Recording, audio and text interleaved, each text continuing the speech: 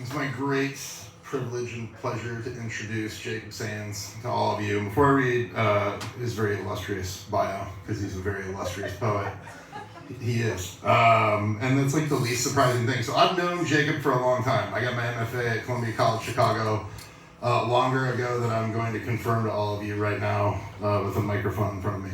But I got there and the MFA program was in its second year. But Columbia College was the first undergraduate creative writing major in the country. So the undergraduates there, that program had been long established, and they published a magazine called Columbia Poetry Review that was pretty respectable.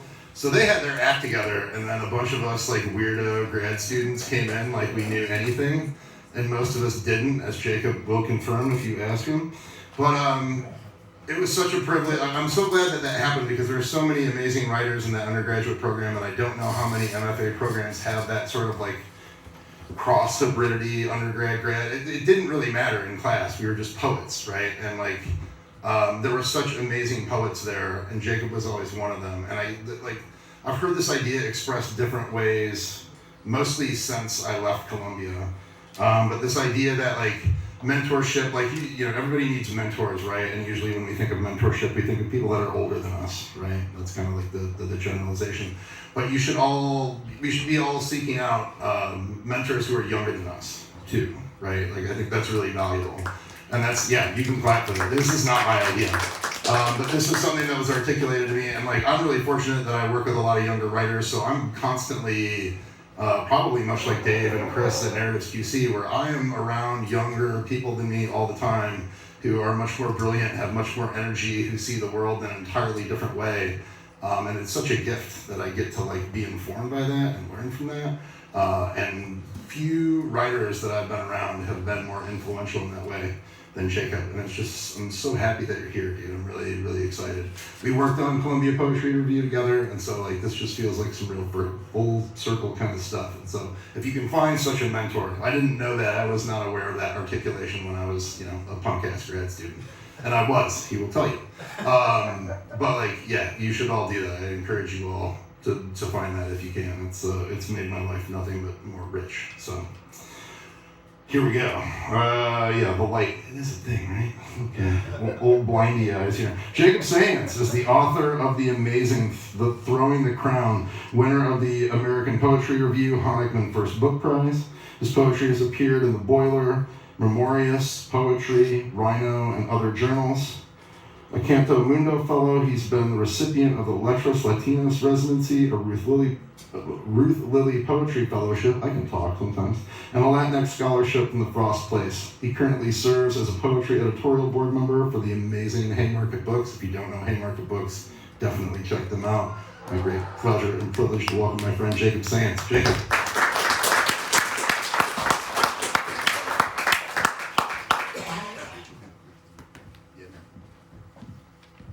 Hello. How y'all doing? Thank you for that lovely introduction, Ryan. Thank you, Sarah. Thank you, rozz-tox. Thank you, everyone, my fellow features, everyone who read an open mic and participated in the community writing exercise. I really appreciate y'all being here and turning out and tuning in. It is warm in here for sure. I'm feeling the heat. I just saw some offenders, so let's just acknowledge that. It's kind of wild, like, to be up here and to realize that I've known Ryan for almost 20 years. I'm gonna date us, where like that's how long ago I was a college student. And yeah, Ryan was very opinionated and had a lot of feelings about poetry. Specifically the Poetry Foundation getting all that money back in the day. But you can add some of that, you know. Yeah, it worked out for me. I got some of that money. Thank you, drug money. I really appreciate it. So yeah, I'm gonna read some poems from my book, which is old now. It's like 6 years old, but I still want to do the honor of honor the book for reading from it. I have a few copies in the back for sale. So talk to me afterwards if you're interested. Talk to Ryan too if you have cash, because I don't have cash. yeah, so I'm going to get into it. And in honor of reading here, and Ryan, I know, is based on his hat. He's a huge basketball head, Bulls fan. It's a painful time to be a Bulls fan, but I have some basketball poems in here that I'm going to share. This one is called Holding Court. Today, I became king of the court without a diamond-encrusted crown thrust upon my sweaty head. Instead, my markings of royalty were the t-shirt draping my body like a robe soaked in champagne, and the pain in my right knee, a sign of a battle endured, my will tested and bested by none, as a ball flew off my hands, as swift as an arrow toward the heart of a target. My fingers ringless, yet feeling like gold.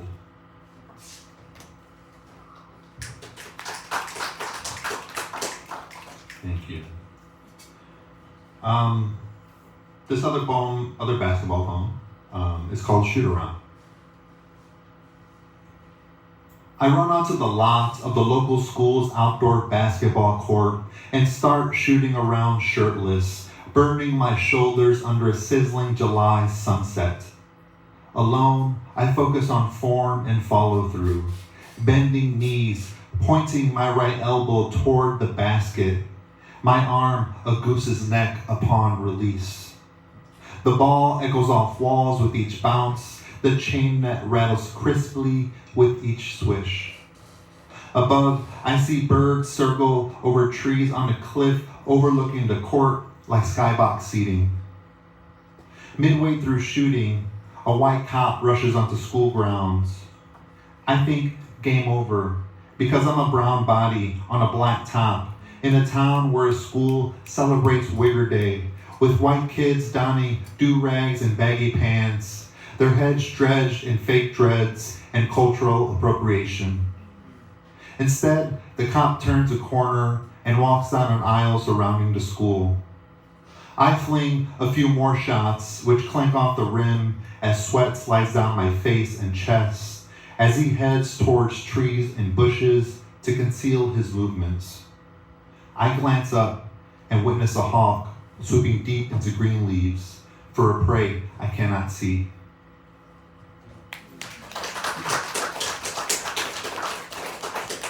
And that town was Red Wing, Minnesota. I did a residency there a long time ago, and that really happened. So a lot of the book, this book is typical first book of poems, a lot of poems about my family, a lot of poems, about basketball, a lot of just sort of memory-based poems. And where I grew up, I was born in Chicago, raised in Cicero, right outside Chicago.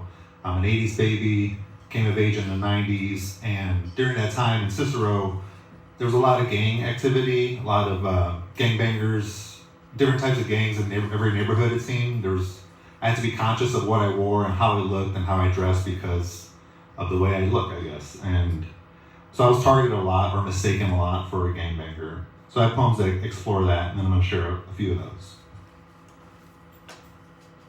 Blue Line Incident. He was just some coked out, crazed king with crooked teeth and a teardrop forever falling, fading from his left eye, peddling crack to passengers, or crack kids passing as passengers, on a train chugging from Chicago to Cicero, from the loop through K-Town, Kedzie, Costner, Kildare. I was just a brown boy in a brown shirt, head shaven with fuzz on my chin, staring at treetops and rooftops, seated in a pair of beige shorts, a badge of possibility. A bunny let loose from 26th Street, hopping my way home, hoping not to get shot, stop after stop. But a banger I wasn't, and he wasn't buying it, sat across the aisle from me. Do you smoke crack? Hey, who you ride with? Are you a D? Let me see. Throw it down then. I hesitate, then fork 3 fingers down, then boast about my block, a recent branch in the king's growing tree.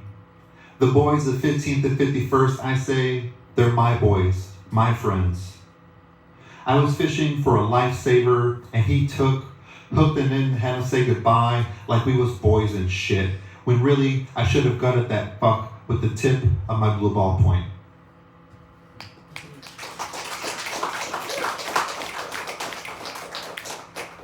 Thank you. This next poem is called Traviesos, which means in Spanish like troublemakers.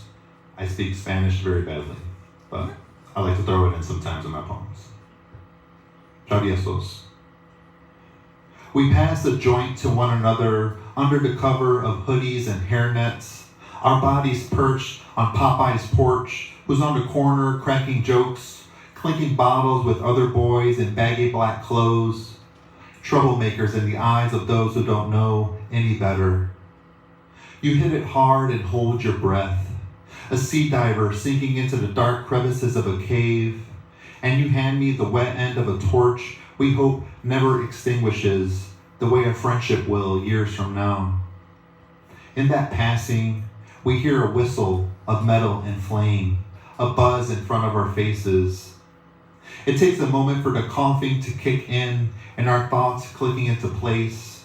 Shots coming from across the tracks, where figures in black and beige flash their hands in fury with the hurried tongue of taunt and war. We duck under the stairs, a pair of scared 15-year-olds waiting for the silence to begin, for their fingers to tire of firing on boys who look just like them.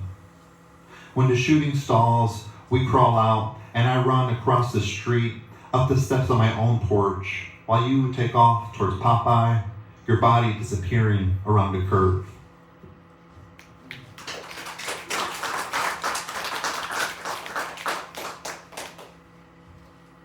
This is called Evolution of My Block. As a boy, I bicycled the block with a brown mop top falling into a tail bleached blonde, gold-like under golden light, like colors of noble knights banging on corners, unconcerned with the colors I bore, a shorty too small to war with, too brown to be down for the block. White knights became brown kings, still showing black and gold on corners now crowned. The block, a branch branded with La Corona graffiti on garage doors by the pawns. As a teen, I could have beamed a crown, walked in without the beat-down custom, warred with my cousin who claimed 2-6, the scent on the next block decked in black and beige. But I prefer games to gangs. Books to crooks, wearing hats crooked to the left or right, fighting for a plot. A block to spot and mark with blood, of boys who knew no better way to grow up than throw up the crown and be down for whatever.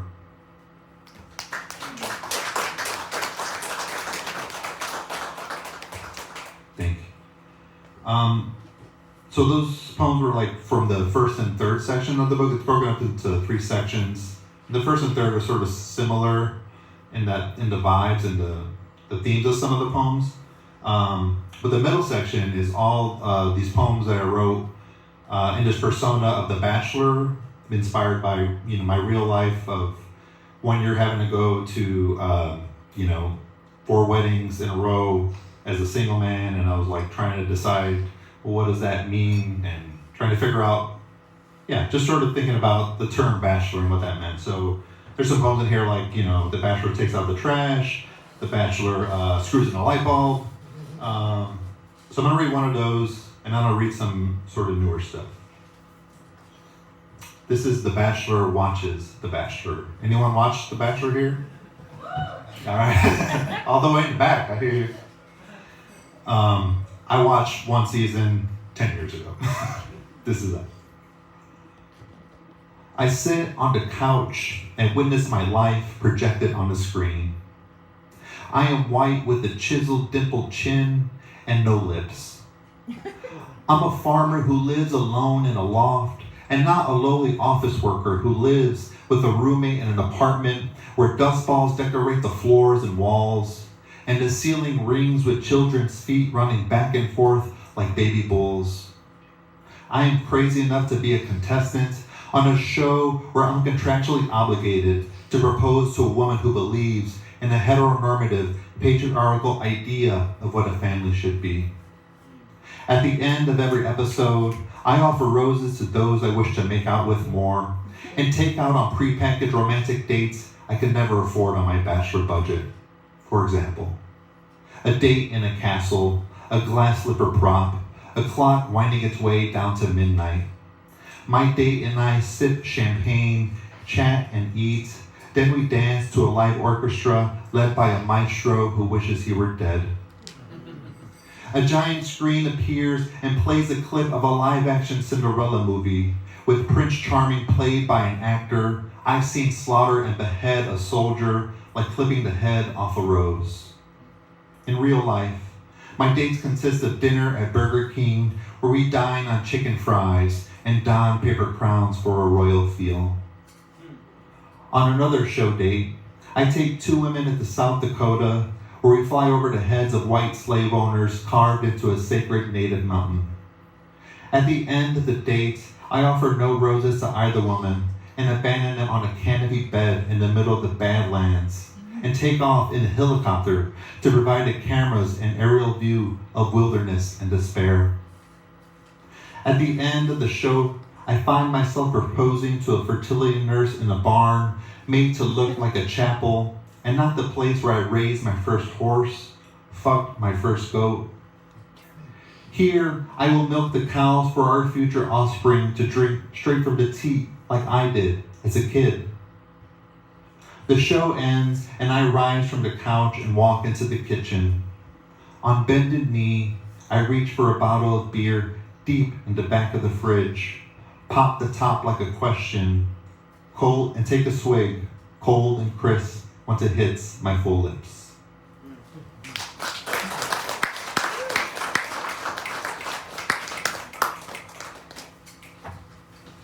Thanks.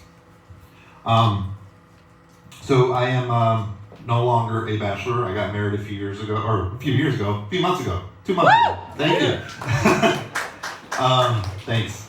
So I wrote a bachelor poem to sort of commemorate that. This is called The Bachelor is Dead, Long Live the Bachelor.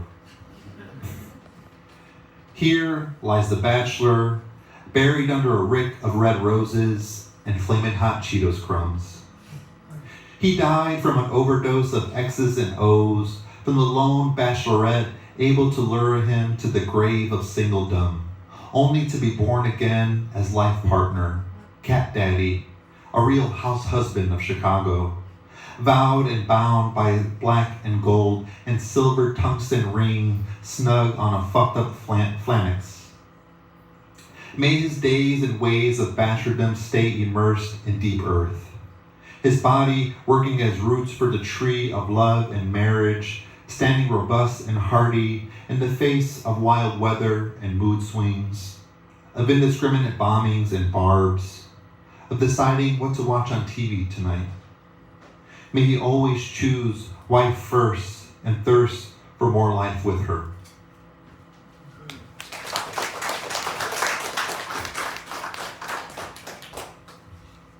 So these next few poems are sort of poems that I've written since the book has been out. So they're new to me, but they're like several years old, some of them. And since that, I've just been writing some love poems. So here's a couple more.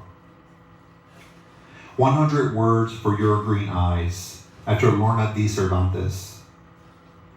I love your big green eyes, gazing at cats or me, sometimes annoyingly, most times adoringly.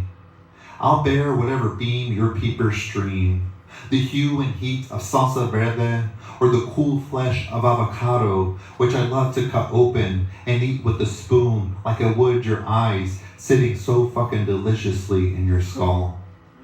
I want to chew and suck on them a la punch drunk love. I'm rum punch crunk from your cornea and pupil and iris, every cell and nerve working together to give you sight, which lands on me, looking lovingly at you.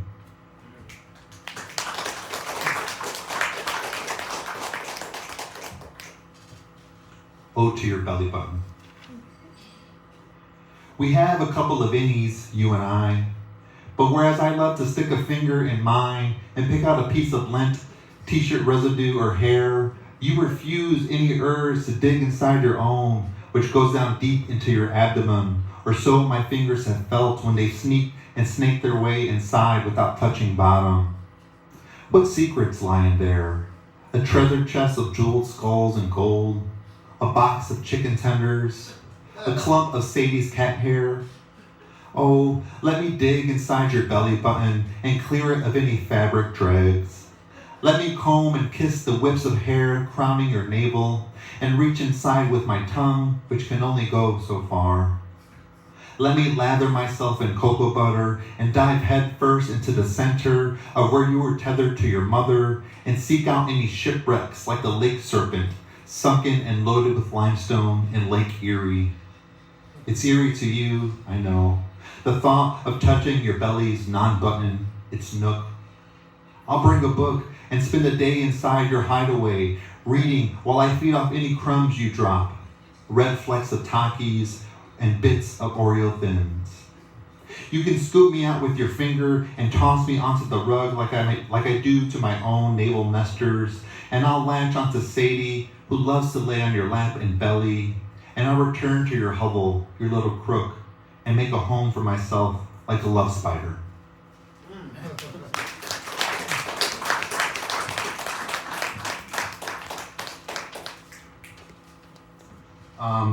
I think a lot of the poems I've been writing lately have been after other poets I've been reading, like the Lorna C. D. Cervantes, that one I read. So this one is after the poet Eduardo C. Corral. It's called Hunger Lines.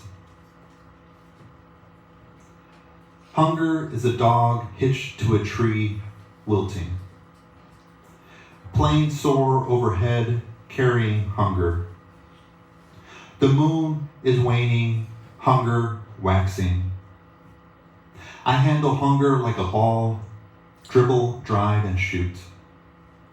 Food trucks idle in a lot while hunger watches from a cage. I reach the bottom of a bag of chips only to find more hunger. In a river gushing with fish, hunger sinks to the bottom.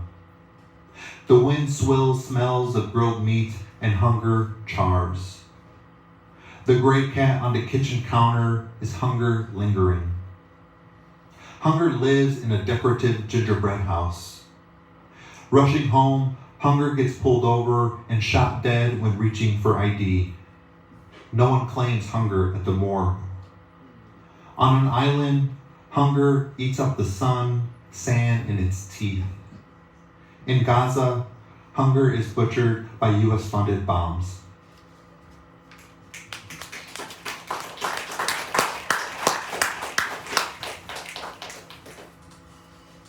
I got two more.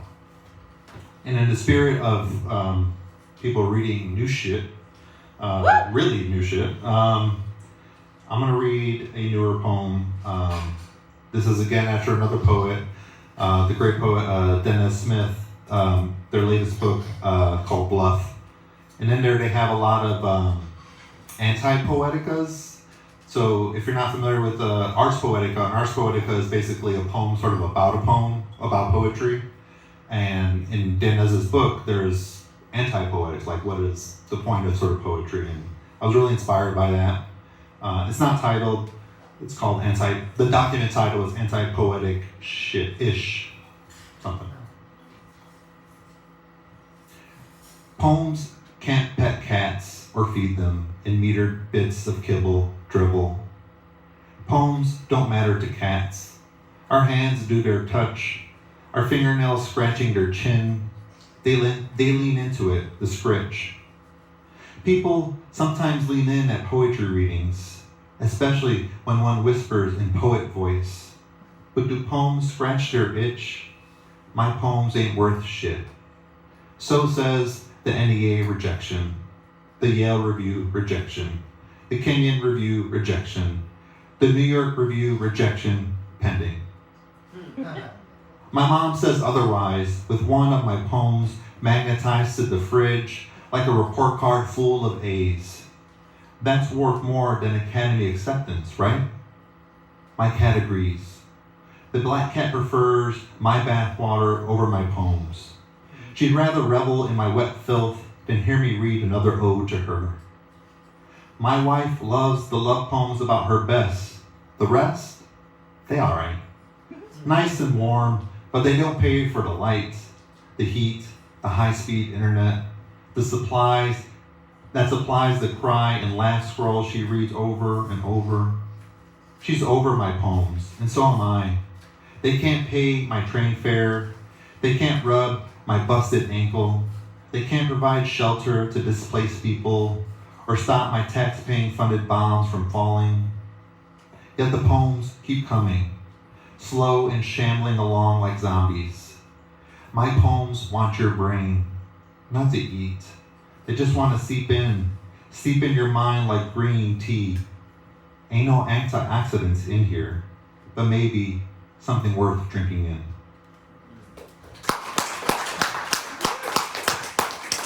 And as Ryan mentioned, I am on the Poetry Editorial Board of Haymarket Books. We do a lot of great work, especially on the poetry side, just like it's before. And so I'm going to close with a poem by Tariq Dobbs from their book, Nazar Boy. He's a Palestinian American poet. This is called Mad Honey. I didn't get bees until wartime, until the battlefields bittered our pollen, its gunpowdered honey collected from colony to colony, the Lebanon to the Ukraine. My mother's metallic spit, her tongue in the mirror, the great burst coaxing her larynx invisible. A mandated moment, its promise to history. Along the Black Sea, war was waged, reddened. A hallucinogenic tint to be measured, as always. The dose makes this syrup poisoned. A promise the bees dead someday, just like us. Thank you.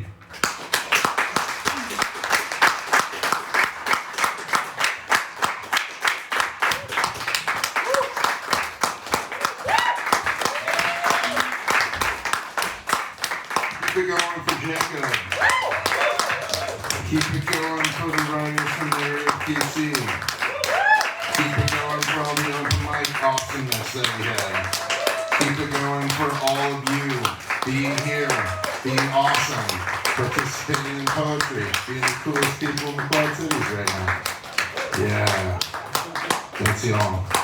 Thank you, Jacob. Love you, dude. That concludes the final Spectra Poetry reading for 2024. Keep it going one more time for rozz-tox and Ben. And glad everybody here. I love you guys so much. Come buy books.